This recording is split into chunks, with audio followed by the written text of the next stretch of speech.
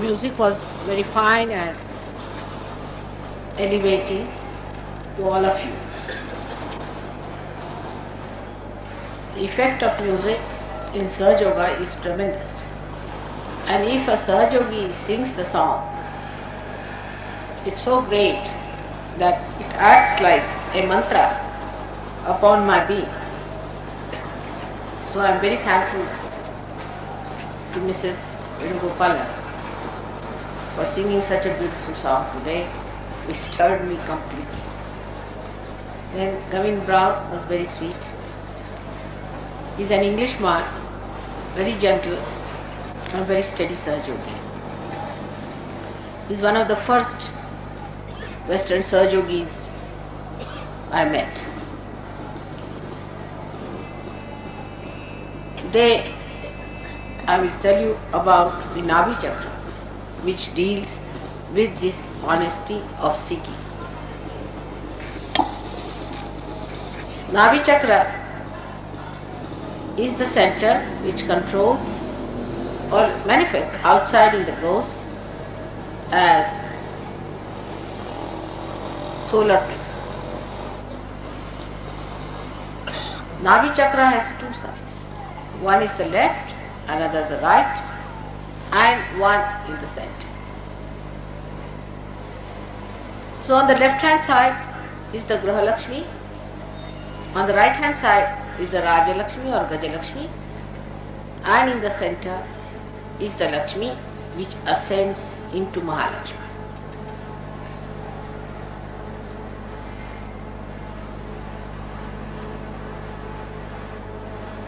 When the seeking starts,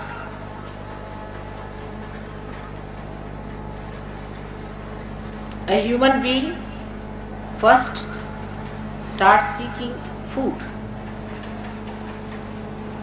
Food is very important for all the animals. If they have no food,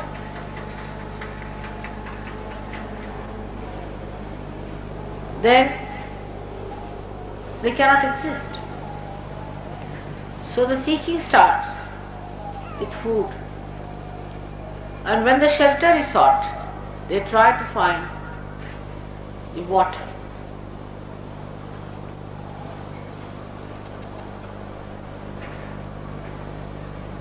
So the center is made of water. And in this center resides the deity of Sri Vishnu or Narayana.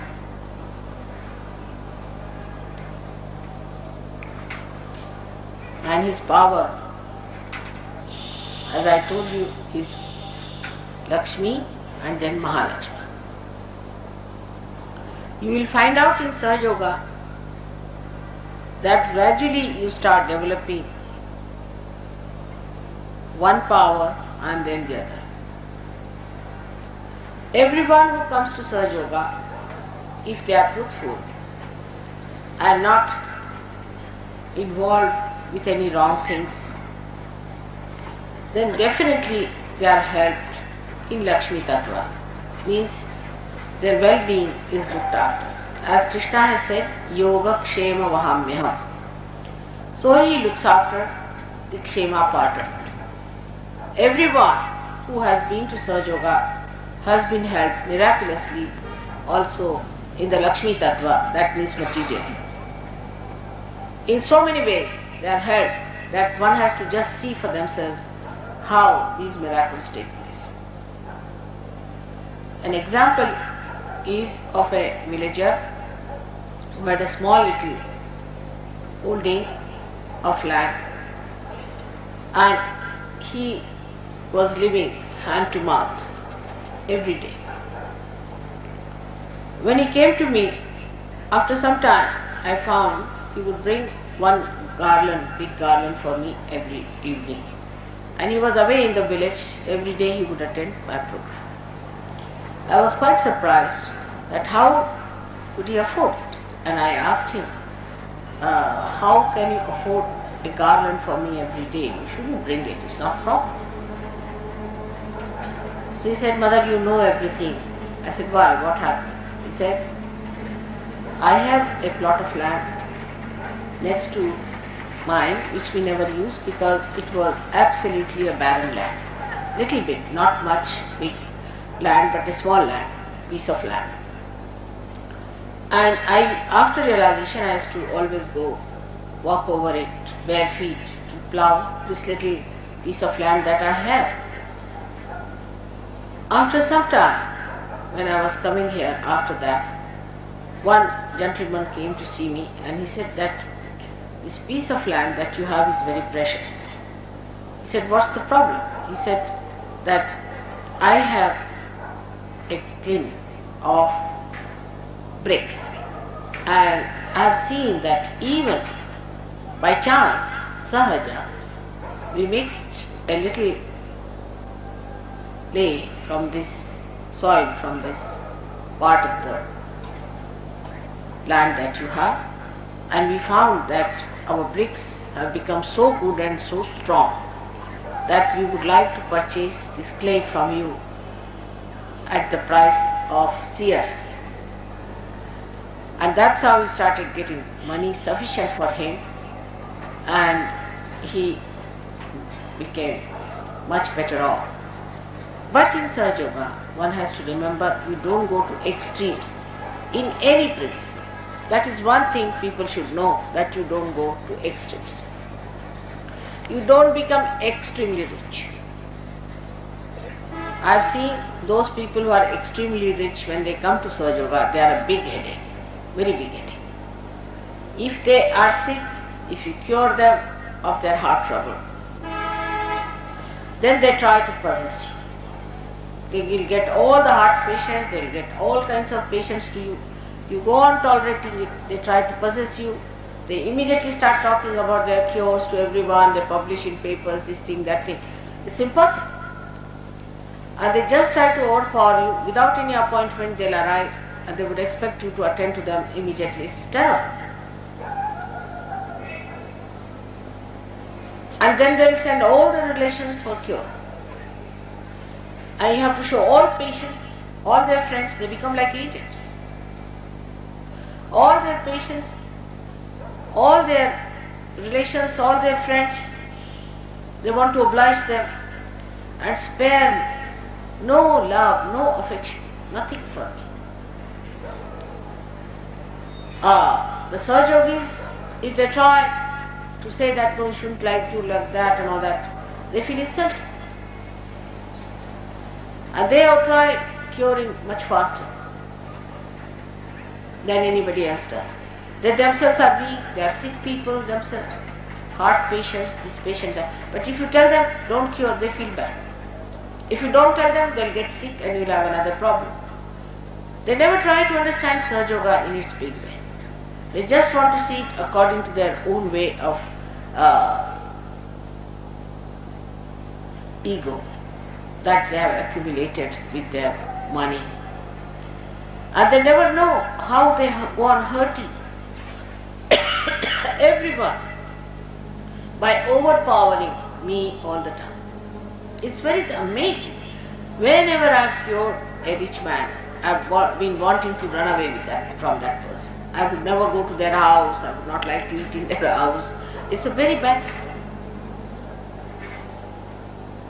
So, too much of richness is also not good, because it gives you a tremendous ego that you don't see yourself, and anybody tries to say anything, protect oneself, then such a person feels insulted or humiliated.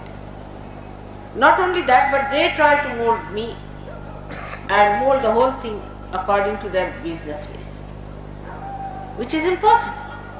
See, they have to gain money, they have another attitude, because they earn money. I don't have to earn money or anything. If I am doing anything, I am really, in a way, I am obliging, isn't it? But they will force on me all the rules and regulations, everything, without having their own disciplines.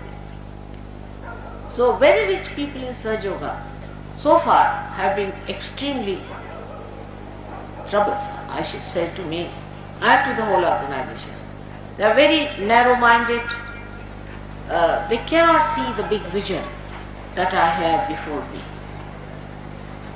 Whatever little ideas they have about themselves or about their own thinking, reading, they will try to push on to Sahaja Yoga. It's not my experience once, but many a times. Then some or other, it so happens that they drop off. So too much richness gives you a tremendous ego, worse than even, I would say, a bulldog. It's impossible for a rich man to see that all these riches are outside him, they are not inside him. He has to be rich in heart to understand compassion. Compassion doesn't mean that you give alms to others or if you give money to others. It's not that. On the contrary, you just help beggars by doing that. Compassion is that works. Compassion is that flows. Compassion is that manifests. It is not in compassion where you can make it materialize it, all right, come along, I'll give you 100 rupees. On the contrary, giving somebody 100 rupees is the worst. I have tried this with some Sahaja Yogis who were with me. I tried to give them some money, sometimes they were very, very poor. They became horrid. Some of them started drinking, some of them took to some other ways and they became sort of addicted to money. It was impossible. And they tried to spoil as many Sahaja Yogis as they could. So such people, if they come, it's impossible to manage things. They are not Sahaja Yogis because they are asahaja. They are still sticking on to the idea that they have so much money, that they are so rich and they can overpower everyone with money. Not me. I am sorry. But only thing I feel sorry for them, that they cannot get to God. There is no honesty of seeking in them. There is no honesty of seeking. The elite people whom I have addressed so many places like this, because some people whom I have cured wanted me to address the elite, so-called. I think they are elated to be what they are. They don't want to be in Sahaja Yoga. They are already eliminated, I sometimes feel. Thousands of them I have addressed, I have wasted my time with them. They are good for nothing, absolutely empty. They are very happy because they have few cars or some houses or something like that.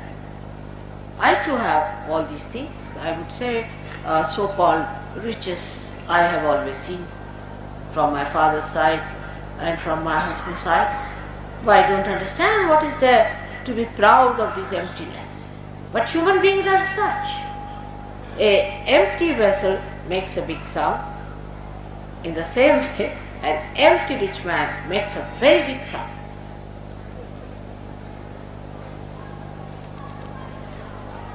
Not that the very poor are also good, because those who are extremely poor are busy with their food problems.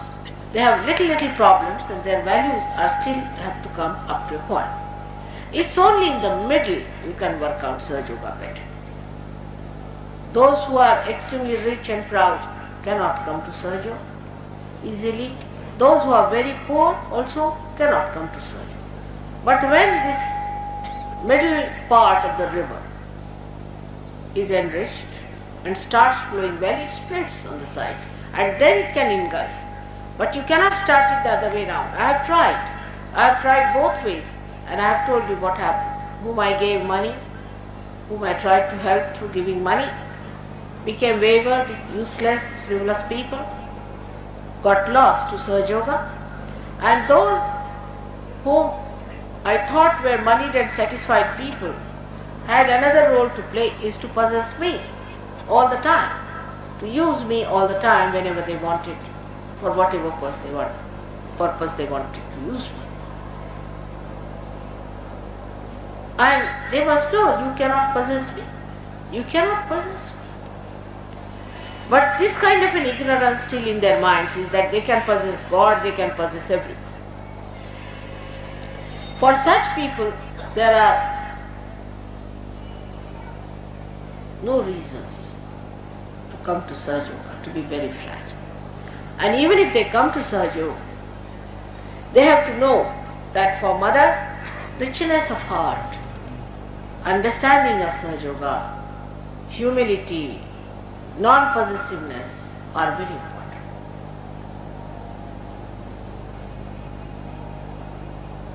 In this ascent of yours, money is not important at all. Even if you are poor or rich, you get your realization. For example, I went to Maharashtra.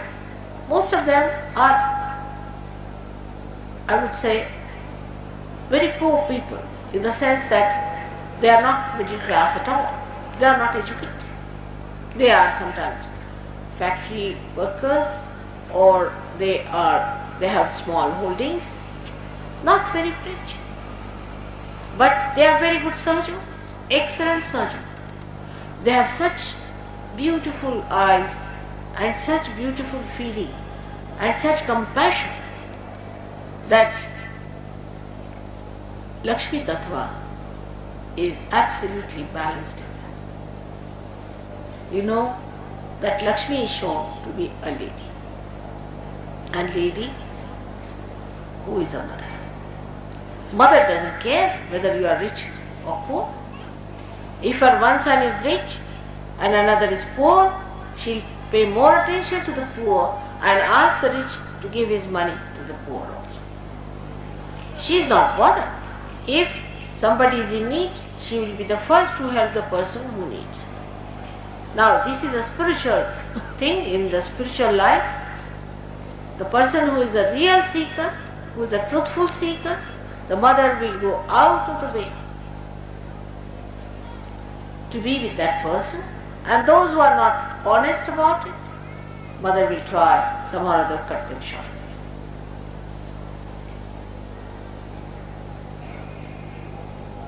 The problem that lies with human beings is that they do not know what they want. They think they want, first of all, money.